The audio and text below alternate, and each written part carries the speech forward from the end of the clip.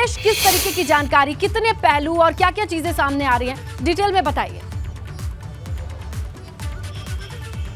देखिए, जो सबसे बड़ी समस्या है योगी द्वितीय सरकार में, वो योगी आदित्यनाथ ने कहा था कि तबादला की जो श्रृंखला है उसमें कहीं कोई भेदभाव न किया जाए, कहीं भी भ्रष्टाचार न हो, और इसका पालन योगी सरकार के मंत्रियों ने किया। मुख्यमंत्री तो बड़ी शिद्दत के साथ करते हैं, लेकिन अधिकारियों का खेल चल रहा है। जी हां, खेल चल रहा है। यही वजह है कि उप मुख्यमंत्री ब्रजेश पाठक ने पत्र लिख दिया है अमित मोहन प्रसाद, जो उनके प्रमुख सचिव एसीएस हैं इस विभाग के और कई वर्षों से इस विभाग में बने हुए हैं, उनकी तबादला नीति को लेकर सवाल खड़ा किया गया है। खुद मुख्यमंत्री उप मुख्यमंत्री ब्रजेश पाठक के द्वारा उन्होंने रिपोर्ट तलब कर ली है। रिपोर्ट तलब करने की बहुत सारी वजहें हैं। वजह नहीं होती तो उप मुख्यमंत्री ब्रजेश पाठक ये रिपोर्ट नहीं तलब करते। मेरे सहयोगी शैलेश अरोड़ा ने जब ब्रजेश पाठक से बात करने की कोशिश की तो उन्होंने कहा कि आपके पास रिपोर्ट है, सब कुछ है, मैं अभी इस पर कुछ नहीं बोलूंगा, और रिपोर्ट जब तलब करूंगा और अमित मोहन प्रसाद से सवाल जवाब करूंगा,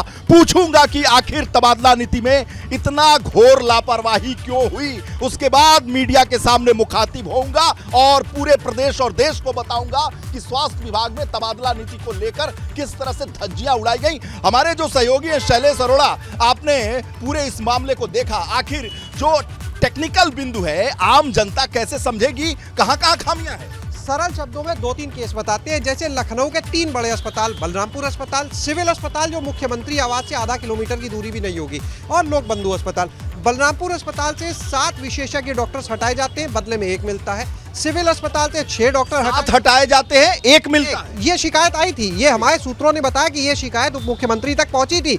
बलरामपुर अस्पताल के बाद सिविल अस्पताल से 6 विशेषज्ञ हटाए जाते हैं और 1 भी नहीं मिलता है। लोक बंधु अस्पताल से 3 विशेषज्ञ हटते, 1 भी नहीं मिलता। ये शिकायतें पहुंची उप मुख्यमंत्री। देश की राजधानी का हाल है, ये राजधानी का हाल है, जहां पर वीवीआईपी का ट्रीटमेंट भी होता है, आम आदमी का भी होता है, और ये वजह थी। जब शिकायतें पहुंची, उप मुख्यमंत्री ने जवाब तलब किया। उन्होंने अपने कागज में लिखा है कि ये तो राजधानी है, यहाँ पर दूर दराज से लोग इलाज के लिए आते हैं, पहले ही मरीजों का लोड है। विशेषज्ञों की कमी की बात उन्होंने लिखी है कि पहले से विशेषज्ञ कम है, ऐसे में ये फैसला किस आधार पर लिया गया, किससे पूछ कर लिया गया, अगर इनको हटाया गया तो इसके फलस्वरूप क्या व्यवस्था की गई, और पसीने छूट जाएंगे। एक सवाल का जवाब देने में मैं आपको और बता दूं कि उन्होंने उप मुख्यमंत्री ने यह सवाल किया कि जिन डॉक्टर्स को हटाया है, एक-एक डॉक्टर का कारण बताइए कि तबादला आखिर किस आधार पर किया गया, और ये भी बताइए कि क्या उनसे पहले से कोई डॉक्टर जमा हुआ नहीं है। मतलब उप मुख्यमंत्री जो विभाग के मंत्री हैं उनको विश्वास में ही नहीं लिया।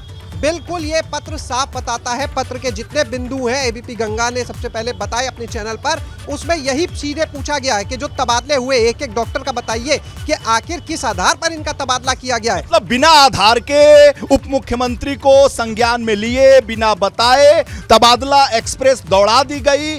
आम जनता का क्या इस पर असर पड़ेगा, लखनऊ के लोगों के, प्रदेश की राजधानी पर क्या असर पड़ेगा, और प्रदेश की जनता पर क्या असर पड़ेगा, उप मुख्यमंत्री की कार्यशैली पर क्या असर पड़ेगा, स्वास्थ्य विभाग की व्यवस्था पर क्या असर पड़ेगा, और योगी सरकार जो जीरो टॉलरेंस की नीति पर चल रही है, भ्रष्टाचार के खिलाफ जीरो टॉलरेंस रखी हुई है योगी सरकार, उस पर कई वर्षों से स्वास्थ्य विभाग में जमे हुए अमित मोहन प्रसाद के खिलाफ बिगुल फूंक दिया है उप मुख्यमंत्री ब्रजेश पाठक ने, जो लगातार मंत्री बनने के बाद दौरे कर रहे हैं, स्वास्थ्य विभाग की खामियों को उठा रहे हैं और दिखा भी रहे हैं और सचेत कर रहे हैं कि कैसे स्वास्थ्य विभाग में जो लापरवाही है उसको ठीक किया जाए। और इसी के मद्देनजर वो जिले जिले जा रहे हैं, जिलों में जाकर वहां के स्वास्थ्य विभाग की जो सच्चाई है उसको ठीक करने की कोशिश कर रहे हैं। और तबादला नीति को लेकर मुख्यमंत्री योगी आदित्यनाथ तो खुद बहुत ही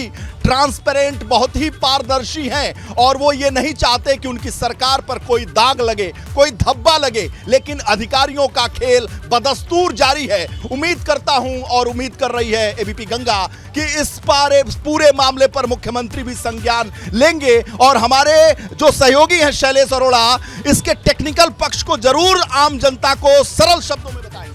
देखिए, सरल शब्दों में समझे तो तबादला नीति जो लागू की, जो योगी सरकार ने जिस तबादला नीति को कैबिनेट से अभी कुछ दिन पहले अप्रूवल दिया था, उसका पूरी तरह से पालन नहीं हुआ है। उप मुख्यमंत्री ने जो बताया, जिस तरह से पत्र लिखा, यानी कि जो आधार होना चाहिए या वो समय का आधार होता है, यानी उस समय के आधार का पालन नहीं हुआ इस पत्र को अगर हम देखते हैं। दूसरा, आधार के कहीं से भी ट्रांसफर होते हैं तो ये देखा जाता है अव्यवस्था ना हो वहां पर पर्याप्त मात्रा में, क्योंकि डॉक्टर्स जो होते हैं वो जीवन रक्षक हैं, वो धरती के भगवान कहे जाते हैं। अगर आप कहीं पर जितने मरीजों का लोड देखें पहले से बहुत ज्यादा, इलाज के लिए लोग कतार में रहते हैं, कितनी बार आपको देखा होगा। स्वास्थ्य मंत्री के घर के बाहर के ही लोगों का जमावड़ा देख लीजिए और अंदर से बाहर की जो तस्वीरें हैं वो प्रयागराज के लिए रवाना हो गए हैं, लेकिन फिर भी उनसे उम्मीद रखने वालों की जो संख्या है वो भी सैकड़ों के करीब है। इस राजभवन कॉलोनी स्थित उनके इस सरकारी आवास पर, बंगले पर जो गाड़ियां हैं, यहाँ के लोग हैं, बहुत दूर दराज से आए हुए, ये जो हाथों में आप देख रहे हैं ये कहीं ना कोई अपना प्लास्टिक में कुछ ना कुछ, कोई ना कोई शिकायती पत्र होगा, कोई ना कोई उम्मीद होगा, कोई ना कोई कोशिश होगा जो वो करना चाह रहे थे।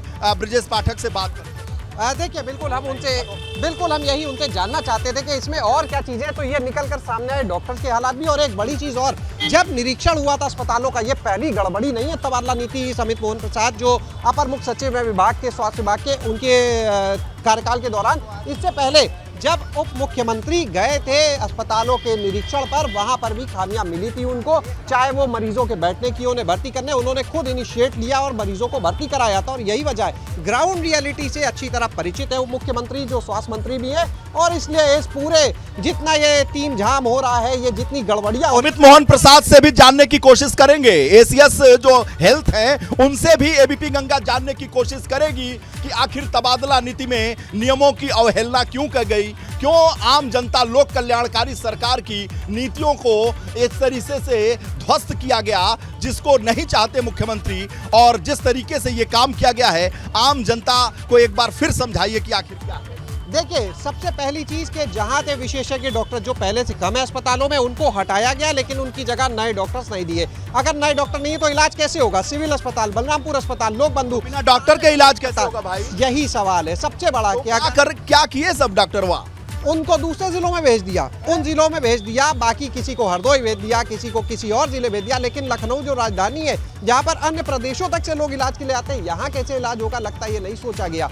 अब ये जवाब देना पड़ेगा। अच्छा, ये बताओ भाई कि ये जो डॉक्टर यहाँ से भेज दिए गए, तो यहाँ जब डॉक्टर नहीं है तो इलाज कौन करेगा? कंपाउंडर? यही सबसे बड़ा सवाल उठेगा कि राजधानी लखनऊ के इतने बड़े बड़े अस्पताल, मुख्यमंत्री आवास से आधा किलोमीटर भी दूरी नहीं है सिविल अस्पताल की, और वहां पर ये हालात है जहां हम इस समय मौजूद हैं। उप मुख्यमंत्री का घर है, स्वास्थ्य मंत्री भी है, यहाँ से भी आप जानते हैं सिविल अस्पताल की दूरी कितनी है, शायद 1 किलोमीटर भी नहीं होगी। वहां से आपने डॉक्टर भेज दिए, लेकिन वहां पर उसके बदले में विशेषज्ञ नहीं दिए। यही शिकायत मिली थी, जिसके बाद उन्होंने जवाब तलब किया, और ये शिकायतें आधार है। ये डॉक्टर जो है भगवान के समान है, ये इनकी जो स्थिति है धरती पर, ये भगवान है डॉक्टर, और ये डॉक्टर भगवान अगर नहीं रहेंगे तो मरीजों का इलाज कैसे होगा? और प्रदेश की राजधानी में तमाम जिलों से लोग आते हैं कि भाई इलाज हो, मंत्री जी का घर है, यहाँ तमाम बड़े अधिकारी रहते हैं, तो ये धरती के भगवान जो हैं डॉक्टर, उनको अगर हटा दिया जाए तो कंप्यूटर जो कंपाउंडर है वो इलाज करेंगे, जो यहाँ पे चौकीदार हैं वो इलाज करेंगे, तो फिर कैसे दुर्व्यवस्था ठीक होगी? बिल्कुल, देखिए ये दुर्व्यवस्था का ही नतीजा आप कह सकते हैं। अभी एक देखिए उदाहरण और मामला जो है हम आपको बताएं, 1000 से ज्यादा नए डॉक्टर्स की अभी तैनाती के लिए आदेश हुआ, जिनको नियुक्ति पत्र दिए गए, लेकिन आधे से ज्यादा डॉक्टर्स ने अस्पतालों में ज्वाइन नहीं किया।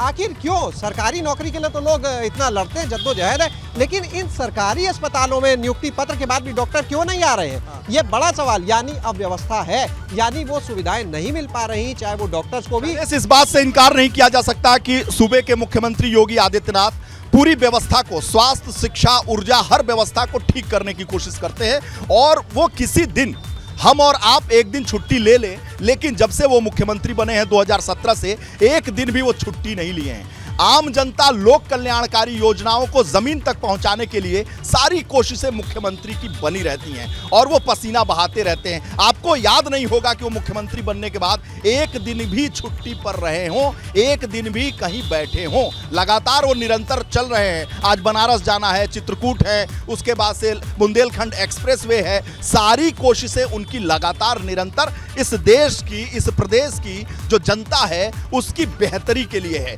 और सूबे की बेहतरी के लिए है, लोक कल्याणकारी योजनाओं को धरती पर लाने के लिए है। और लेकिन हैंड्स कौन है? हैंड्स जो मुख्यमंत्री जी के हैंड्स हैं वो अधिकारी हैं, और अधिकारी हैं तो उन अधिकारियों को जमीन पर बेहतर काम करना होगा और सरकार की नीतियों से कदम मिलाकर चलना होगा। मुख्यमंत्री जी के जो अरमान हैं, मुख्यमंत्री जी की जो नीतियां हैं, उनका पालन करना होगा। बिल्कुल लेकिन वीरेश, ये देखना आपस ये में होगा इतने कि अब गजब इस के हैं लिखी कि हुई उन्होंने चिट्ठी पर संज्ञान लेकर के जिनकी जवाबदेही बनती है वो क्या कहेंगे। शुक्रिया शैलेश, शुक्रिया वीरेश तमाम जानकारी के लिए।